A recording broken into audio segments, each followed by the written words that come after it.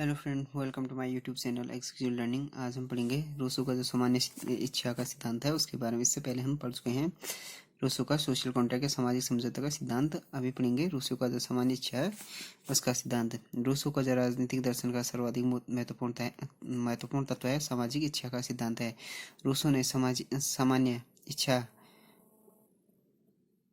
इच्छा की पृष्ठभूमि में यथार्थ इच्छा व आदर्श इच्छा में अंतर किया, जो इस प्रकार है। फर्स्ट हो गया यथार्थ इच्छा या एक्चुअल विल।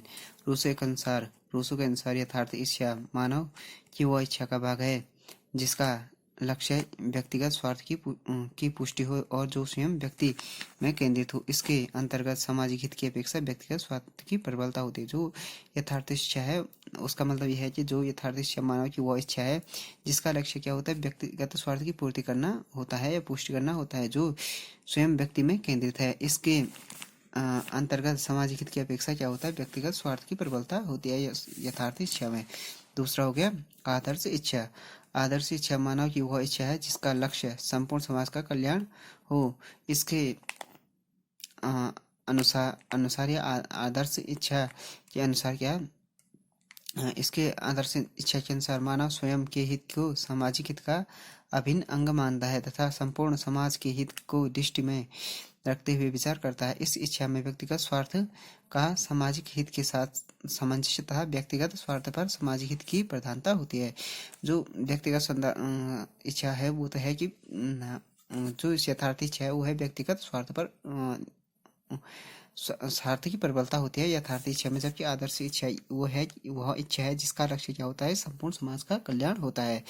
इसके अनुसार आदर्श इच्छा के अनुसार क्या है, मानव स्वयं के हित को सामाजिक हित का अभिन्न अंग मानता है। जो इसमें क्या होता है, मानव अपने हित को क्या मानता है, सामाजिक हित का अभिन्न अंग मानता है तथा संपूर्ण समाज के हित को दृष्टि में रखते हुए विचार करता है। संपूर्ण समाज के हित को पुष्टि में रखता है, दृष्टि में रखते हुए क्या करता है, विचार करता है। इस इच्छा में व्यक्तिगत स्वार्थ का क्या है, सामाजिक हित के साथ सामंजस्य तथा व्यक्तिगत स्वार्थ पर सामाजिक हित की प्रधानता होती है। इसमें क्या होती है कि जो व्यक्तिगत स्वार्थ है उस पर क्या होता है, सामाजिक हित की प्रधानता होता है। इसमें क्या कुल मिलाकर ये आदर्श इच्छा में सामाजिक हित की प्रधानता होती है, जबकि यथार्थ इच्छा में व्यक्तिगत स्वार्थ की प्रबलता होती है। जहाँ तक सामान्य इच्छा का संबंध है, सामान्य इच्छा मानव इच्छा का वह श्रेष्ठ भाग है जो संपूर्ण समाज के हित के लिए आवश्यक रूप से हित करो। रूसो को सामान्य इच्छा के दो अंग हैं, एक होता है सामान्य व्यक्तियों की इच्छा और सामान्य हित पर आधारित इच्छा।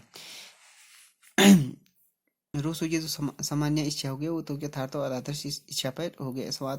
यथार्थ इच्छा एक्चुअल इच्छा में यह है कि व्यक्तिगत स्वार्थ, जबकि इसमें सामाजिक कल्याण की प्रबलता होती है आदर्श इच्छा में।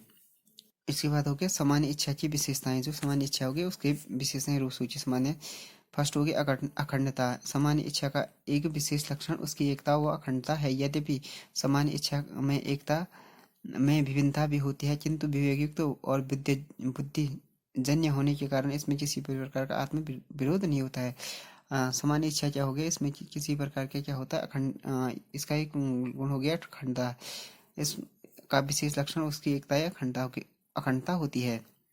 दूसरा हो गया इसका अधेयता, जिसका तात्पर्य है किसी व्यक्तियों को हस्तांतरित नहीं किया जाता। जो ये सामान्य इच्छा किसी व्यक्ति को हस्तांतरित नहीं, इसी आधार पर उसको कहता है कि सामान्य इच्छा प्रतिनिधियों द्वारा व्यक्त किए जाने योग्य नहीं होते। ये क्या हो गया, सामान्य इच्छा हो गया किसी प्रतिनिधियों या रिप्रेजेंटेटिव्स के द्वारा क्या होता है, व्यक्त किए जाने योग्य नहीं है सामान्य इच्छा। तीसरा हो गया अविच्छेदता। सामान्य इच्छा का एक विशेषता यह है कि इसके प्रभुसत्ता से अलग नहीं किया सकता। प्रभुसत्ता सामान्य इच्छा में निहित होते हैं, वह इसका प्राण है।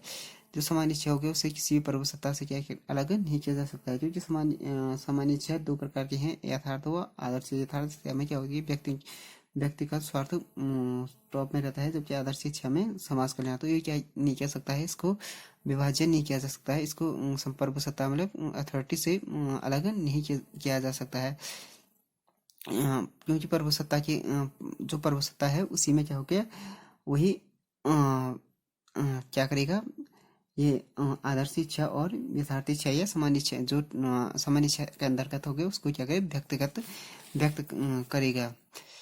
लोक कल्याणकारी। सामान्य इच्छा का सबसे प्रमुख लक्षण क्या हो गया, लोक कल्याण है। सामान्य इच्छा व्यक्तियों की आदर्श इच्छाओं का योग होती है और व्यक्तियों की ये आदर्श इच्छाएं जन कल्याण से प्रेरित होती हैं, अथवा सामान्य इच्छा का लक्ष्य हमेशा क्या हो गया, संपूर्ण समाज का कल्याण हो गया।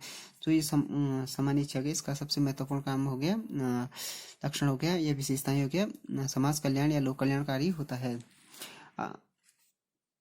सामान्य इच्छा की आलोचना भी है इसमें। सामान्य इच्छा की जो आलोचना है वो निम्न प्रकार से है। कुछ विचारकों के लिए सामान्य इच्छा का सिद्धांत क्या है, सारी, जबकि कुछ दूसरे विचारकों के लिए यह सिद्धांत क्या है, लोकतंत्र व राजनीतिक दर्शन का एक बुनियादी पत्थर है। सामान्य इच्छा के विचार की आलोचना निम्न प्रकार से की जा सकती है। कुछ विचारकों के लिए क्या हो गया, सामान्य जो इच्छा है का सिद्धांत क्या है, सारी, जबकि अन्य विचारकों के लिए क्या है, ये लोकतंत्र या राजनीतिक दर्शन के एक बुनियादी पत्थर है। इसकी आलोचना निम्न प्रकार से की जा सकती है। रूसो का सामान्य इच्छा का विचार यथार्थ और आदर्श इच्छा के भेद पर आधारित है, जो कि काल्पनिक है। मानव में सदैव व्यक्तिगत स्वार्थ और लोकहित की जो प्रवृत्ति पाई जाती है, उन्हें एक दूसरे से पूर्णतः पृथक कर सकना संभव नहीं है। वास्तव में समाज मनुष्यों का वह संग्रह है जिसमें प्रत्येक का व्यक्तिगत, उनकी राय तथा पृथक हितों का स्वतंत्र अस्तित्व रहता है। अतः सामाजिक इच्छा जैसी कोई सामान्य इच्छा जैसी कोई वस्तु नहीं है। कई विचारकों का कहना है कि जो ये सामान्य इच्छा का, रूसो का जो सामान्य इच्छा का सिद्धांत है, ये क्या हो गया, बिल्कुल सारहीन है। इन्होंने कहा यथार्थ इच्छा में इन्होंने कहा कि व्यक्तिगत हित स्वार्थ की प्रबलता होती है। आदर्श इच्छा में क्या होती है कि समाज के हित की प्रबलता होती है। समाज का हित इसमें आदर्श इच्छा में ऊपर रखा जाता है। कि जो ये रूसो का सामान्य इच्छा है, यथार्थ और आदर्श के भेद पर आधारित है, जो कि काल्पनिक है। जो कि क्या है, काल्पनिक है। मानव सदैव ही व्यक्तिगत स्वार्थ लोक हित की प्रवृत्ति पाई जाती है। व्यक्तिगत जो मानव में क्या होते हैं, व्यक्तिगत स्वार्थ व लोक हित की प्रवृत्ति पाई, उससे एक दूसरे से पूर्णतः पृथक कर सकना संभव नहीं है। जबकि रूसो ने इसे क्या किया, अलग अलग पृथक किया है, जबकि इन दोनों को पृथक करना संभव नहीं है। वास्तव में समाज मनुष्यों का वह संग्रह है जिसमें प्रत्येक का व्यक्तिगत और उसकी राय में पृथक हितों का स्वतंत्र अस्तित्व रहता है। अथवा क्या हो गया, सामान्य इच्छा जैसी कोई वस्तु नहीं है। सामान्य इच्छा का विचार क्या हो गया, सामान्य हित पर आधारित है, किंतु किसी कार्य को करने के लिए पूर्ण निश्चिततापूर्ण यह कैसे कहा जा सकता है कि अमुक कार्य का परिणाम जन कल्याण ही होगा। सामान्य इच्छा का जो सिद्धांत है, इसकी क्या, किस पर आधारित है, सामान्य हित या सामान्य हित पर है। कुछ मिलाकर जनता का लाभ करना है या समाज का लाभ पहुंचाना है। किंतु किसी को कार्य को करने के लिए यह किसी कार्य को करने के लिए यह निश्चिततापूर्ण कैसे कह सकते हैं जी, अमुक कार्य का परिणाम जन कल्याण होगा ही। इसका अमुक जो कार्य किया गया उसका परिणाम जन कल्याण नहीं हो सकता है। सामान्य इच्छा की प्राप्ति के लिए सभी व्यक्तियों द्वारा प्रत्यक्ष रूप से प्रभुसत्ता का प्रयोग में सक्रिय भाग लिया जाना चाहिए। इस शर्त का पालन केवल क्या यूनानी राज्य में हो सकता है, न कि वर्तमान प्रतिनिधित्वात्मक या रिप्रेजेंटेटिव राज्यों में नहीं हो सकता। सामान्य इच्छा का जो सिद्धांत है, इसमें क्या है, सभी व्यक्तियों के क्या प्रत्यक्ष रूप से प्रभुसत्ता मतलब अथॉरिटी में क्या सक्रिय रूप से भाग लिया जाना चाहिए समाज इच्छा में।